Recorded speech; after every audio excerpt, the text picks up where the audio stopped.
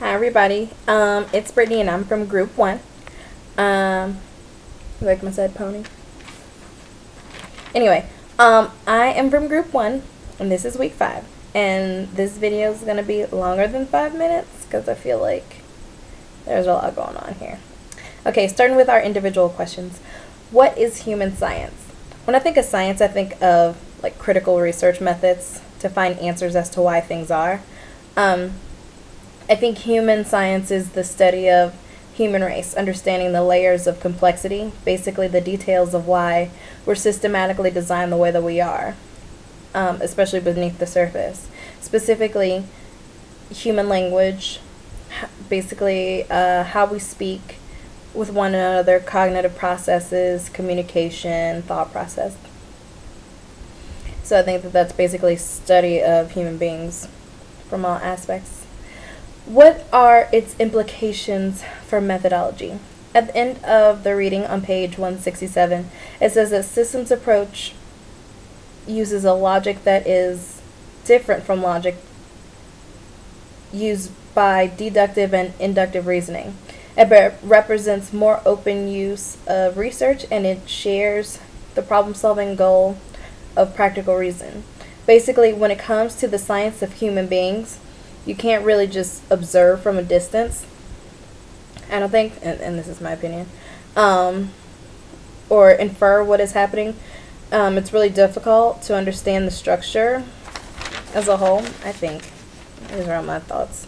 Because there's so much more we don't see and don't know about human beings. We're not assembled like a machine made up of parts specifically wired to do certain functions. I think that as humans we're kind of random and inconsistent. I also disagree with the holistic approach. On page 135 it says that this chapter deals with the idea that complex objects or systems are best approached as wholes with interacting parts rather than through an analysis of constituent parts. I think the most unique and important aspect of being a human being is our uniqueness and individuality. If you just lump everyone into groups into the same category, it just seems like an inaccurate account of how we really are. Anyway, as far as being a critical researcher, I think that yes and no, because it has to be something that I'm incredibly interested in. I think that you have to be really passionate about it, especially to be a critical researcher and devoted. It kind of reminds me of like kind of our class. We're all in groups, and then there's a moderator who synthesizes all of our thoughts, basically taking the individual pieces and making it into a whole. But I don't really care about our thoughts as individuals personally, but like, because I mean, if our thoughts are synthesized and we think the same way as a group, I don't think that really gets us anywhere. I really love watching our videos and our perspectives and the different opinions that each of us have. I feel like I learn a lot more from our perspectives, and it personally enhances my understanding as far as this course. Okay, group questions.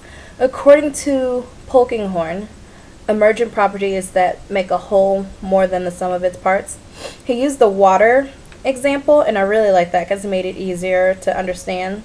Basically, water's made up of H2O, 2 parts hydrogen and 1 part oxygen. And if it's studied and understood basically through, like as a whole, the whole aspect of water is studied and broken down into parts, and that's how they get, I don't know. Okay, I sound stupid, sorry. But I think it's probably bugging me because I really don't like the holistic approach. But you know, I think that hydrogen and oxygen are more important than water because, I mean, without them, we wouldn't have it. I don't know. Alright, my idea and my perspective on an example of emergent properties, and I'm going to see it without my opinion, because I mean, I do think the individual parts are more important than the whole. I'm a server. One of my jobs is I'm a server at a restaurant, and restaurants are made up of, you know, the kitchen staff, the host, the servers, bartender, in order to make one place run, one restaurant run. So if we are all like, I don't think any of the individual parts are more important than the whole. So the whole is the restaurant. The restaurant is most important. I get that. This time I get that. This does make sense to me. I don't think that the individual parts are more important, but I do think that they all serve an incredible function, and without just one of those, the whole wouldn't be able to function. It wouldn't be able to survive. I mean, if you had a restaurant with no people cooking food, won't survive. You have a restaurant where, you know, your guests walk in and no one will seat them. You have a restaurant without alcohol. I mean, any situation without alcohol, like, that's sad enough. But I mean, I just think that it's very important to, you know, look at the individual parts that make up the whole, because the whole cannot function or exist without those individual parts. Okay, I'm gonna try not to continue to be mad about that.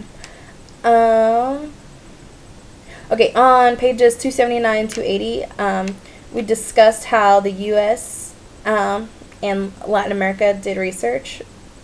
The U.S., as far as critical research, the U.S. was more observant in an environment and asked a lot of questions, whereas in Latin America, they had an opportunity to, as far as their critical research, they were, they actually lived the lifestyle and got into the culture.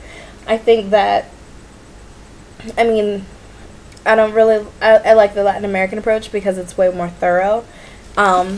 You are actually living it. You're experiencing it.